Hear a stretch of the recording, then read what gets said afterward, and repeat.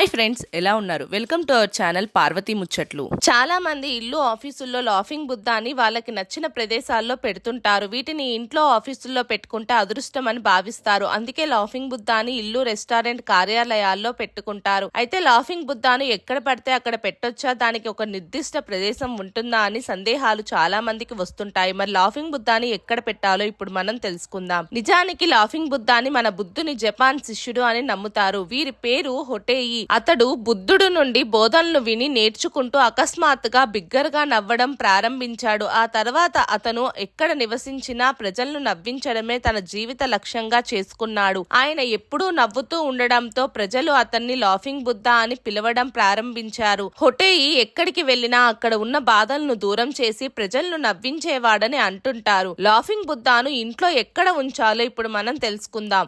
వాస్తుశాస్త్ర నియమాల ప్రకారం లాఫింగ్ బుద్ధ అనే విగ్రహాన్ని ప్రధాన ద్వారం ముందు కనీసం 30 అంగుళాల ఎత్తులోని ఉంచాలి. ఇది కుటుంబానికి అదృష్ట స్థలం అని చెప్తుంటారు. ఇలాంటి పరిస్థితుల్లో ఇంటి మెయిన్ గేట్ కు ఎదురుగా లాఫింగ్ బుద్ధ ముఖం ఉండేలా, డోర్ తెరుచుకోగానే ఇంట్లోకి వచ్చే వారి కళ్ళు లాఫింగ్ బుద్ధపై పడేలా పెట్టాలి. ఈ బొమ్మను గుమ్మానికి ఎదురుగా పెడితే ఇంట్లో వచ్చే నెగిటివ్ ఎనర్జీ తొలగిపోతుందని చెప్తుంటారు. లాఫింగ్ బుద్ధను ఎక్కడ ఉంచకూడదు అనేది ఇప్పుడు మనం తెలుసుకుందాం.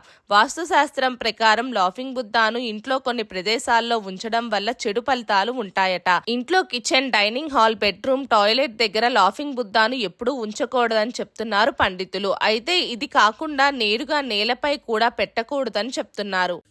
మా వీడియోస్ కనుక మీకు నచ్చినట్టయితే మా ఛానల్ని లైక్ చేయండి, షేర్ చేయండి, అలాగే సబ్స్క్రైబ్ చేసుకోవడం మాత్రం అస్సలు మర్చిపోకండి. మరిన్ని ఇలాంటి వీడియోస్ కోసం మా ఛానల్ని ఫాలో అవ్వండి.